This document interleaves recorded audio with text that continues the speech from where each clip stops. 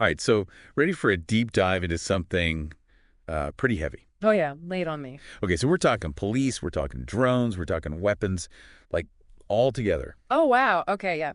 Weaponized drones. I'm listening. Yeah, lethal weapons like death from above becoming a police tactic. And this isn't some like sci-fi movie, is it? Nope, not at all. Yeah. We're looking at Connecticut, and they're seriously thinking about becoming the very first state in the U.S. to actually let police use drones with lethal force. Crazy, right? First in the U.S. Uh, Wow. That's significant. yeah, it's a big deal. And we're not talking about some far off future either. This is happening now. We actually got an audio clip titled Cops Rig Up Drones to Kill. Pretty intense stuff. So that's what this whole deep dive is about. We'll unpack this proposed bill, look at the arguments for and against it, and try to, wrap our heads around what this could mean for the future of law enforcement. Like, what do you think? Have you thought much about this before? Honestly, not really. It's not something that comes up every day. But it does make you wonder, doesn't it? Like, where's the line? Exactly. And how will this affect all of us? Yeah, definitely brings up a lot of questions about like power and safety, what's acceptable, what's too far. It's kind of scary, actually. It is. And to really understand what's going on in Connecticut, I think we got to look at like the bigger picture first, right?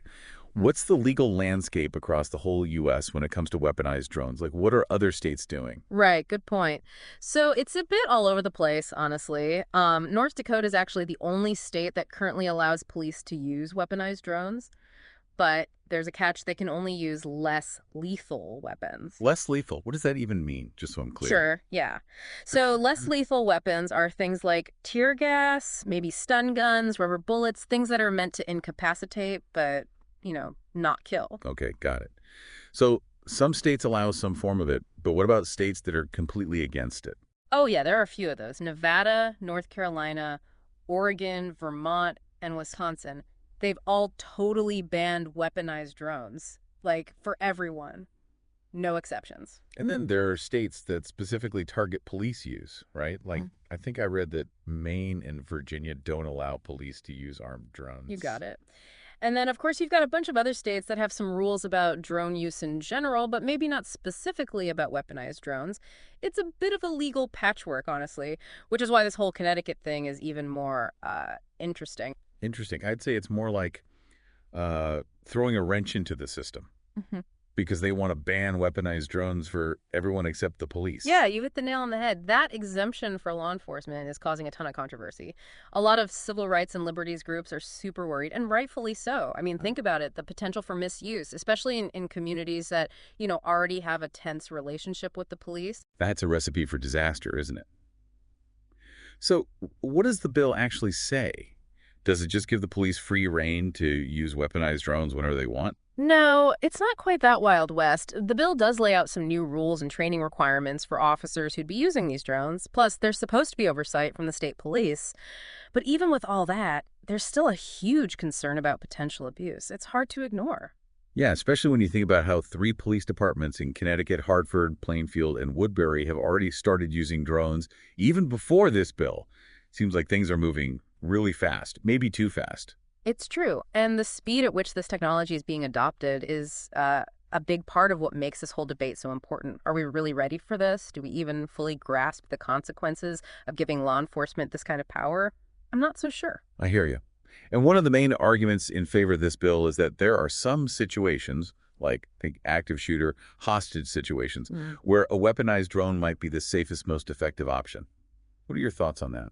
Yeah, that's a tough one. I mean, on the one hand, I can see how a drone with its cameras and sensors and all that could give officers a real advantage in a high-risk situation, get a better view, maybe even prevent casualties. Right. Okay. So maybe in extreme cases, there's an argument there. Yeah. But then you got to think about mission creep, right? Like, how do we guarantee it won't be used for, less extreme situations? A slippery slope. Absolutely. That's a valid concern. And it's something lawmakers really need to like wrestle with because if we're saying, okay, hostage situations, that makes sense, but then what's to stop them from using it for like everyday traffic stops Yeah. or even just for surveillance? That's a whole other can of worms. Yeah. And I bet there are a lot of people who would say that using lethal force, even with a drone, should always be the absolute last resort, not the first option. For sure. And that's a key part of this whole debate, isn't it? Where do we draw the line? Exactly. And it's a line we need to draw very carefully. Okay, so we've looked at, like, the laws and stuff, and even some of the arguments for this Connecticut bill. But uh, what about the other side? Why are people so against it? Right. I mean, there's a lot of pushback from like civil rights groups, legal experts, even some lawmakers, and they're all raising some pretty serious questions about, you know, what could go wrong? Like, what happens if this technology gets misused? And how will this impact communities that are already, struggling with police relations? Yeah, that's a huge concern. Like, I remember reading this quote from Scott Esdale. He's the president of the Connecticut NAACP. And he said, "We've got huge concerns that they would use this new technology to abuse our communities." Wow. Yeah, that's a pretty powerful statement. It is. So I'm curious, how could this technology actually be harmful to those communities? Well, you got to remember, we're not talking about drones in isolation, Right. right? We're talking about drones being used by the police, by a system that already has issues with, bias and accountability. So it's not just the technology itself, it's the context. Exactly. And the worry is that these weaponized drones could become like just another tool for excessive force, racial profiling, all that, Mhm. especially in communities that, already don't trust the police. And yeah, those concerns aren't coming out of thin air. We've seen how things like facial recognition software have been used in ways that, like, disproportionately harm those same communities. Absolutely. There's definitely a pattern here. And when you start talking about lethal force, the stakes get even higher. It's not just about surveillance anymore. It's about life and death. And that brings us to another big worry: escalation of force. If a police officer has a drone with a weapon, is it more likely they'll actually use it compared to, if they were face to face? That's a great question. I mean, it's hard to say for sure, but you got to think. There's a psychological distance when you're using a drone. You're not right there in the moment facing the person. So maybe it's easier to like pull the trigger. It's almost like they're playing a video game. Yeah, kind of. And that detachment can be dangerous, because even with the best training, human judgment can be flawed, especially in a stressful situation. It makes me think about accountability too. Like, if a drone fires a weapon, who's really responsible? The officer or Yeah. the police department? The company that made the drone? Right. That's a whole legal and ethical mess that honestly hasn't really been sorted out yet.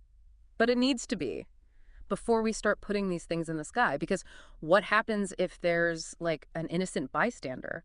Or if the drone is used in a way that violates someone's rights, who's going to answer for that? Yeah, and I remember the ACLU of Connecticut, the executive director, David McGuire, he said something like, "It's outrageous that this is even being considered. Lethal force takes this to a whole other level of concern."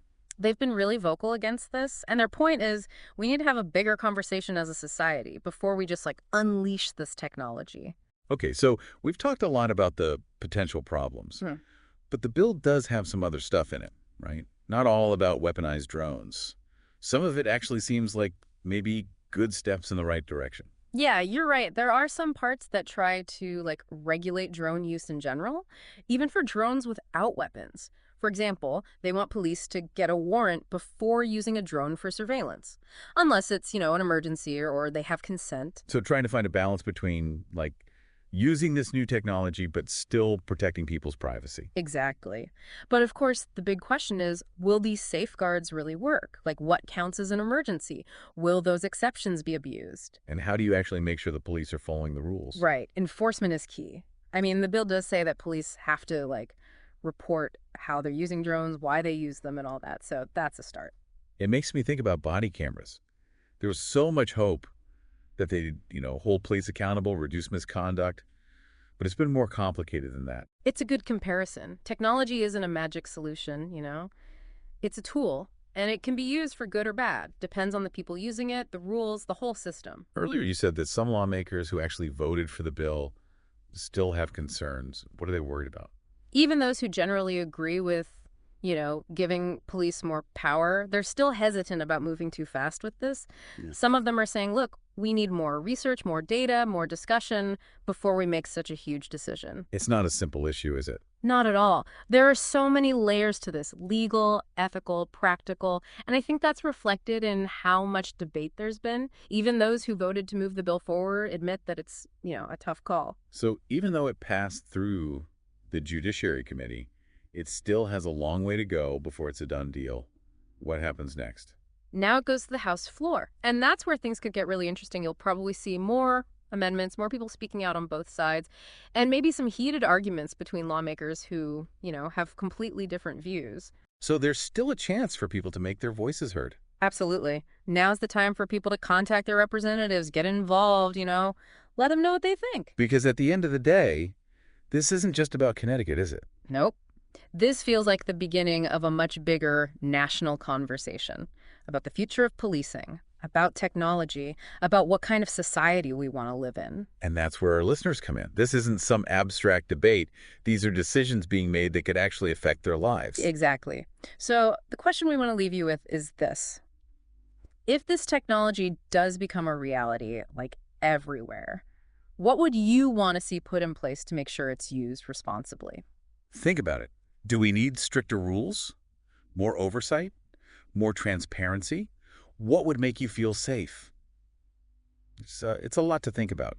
But like you said, it's not just about Connecticut. This whole thing, it feels like just the start of a much bigger conversation about policing, technology, our future. Definitely. And that's why it's so important for people to, stay informed, get involved. Don't just sit back and assume someone else will handle it. This affects all of us. For sure. Yeah. So, what can our listeners actually do? Where can they, learn more, get involved in this whole debate? Well, first off, I'd say take a look at what's happening in their own communities. Like, what are their local or state laws regarding drones? Attend those city council meetings, get in touch with their representatives, make their voices heard. And if someone wants to, learn more about the national conversation, there are tons of resources. Like the ACLU has been doing a lot of work on this, and there are other civil liberties groups too. And even just, reading articles from different sources, getting different perspectives. Yeah, do your own research, form your own opinions.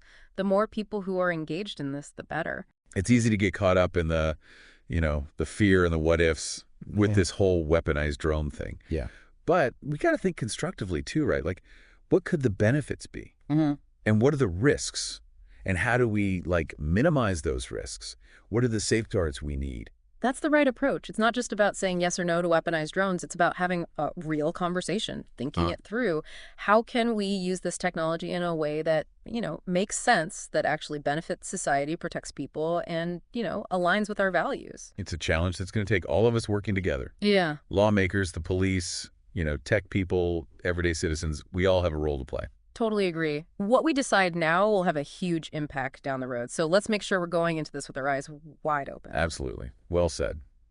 So that wraps up our deep dive into the world of weaponized drones. It's complex, it's constantly changing, and honestly, it's a bit unsettling. But hopefully this conversation has, given you some food for thought, encouraged you to keep learning, and, stay engaged with this issue. It's important. Thanks for joining us, and we'll see you next time. Keep those minds curious, folks.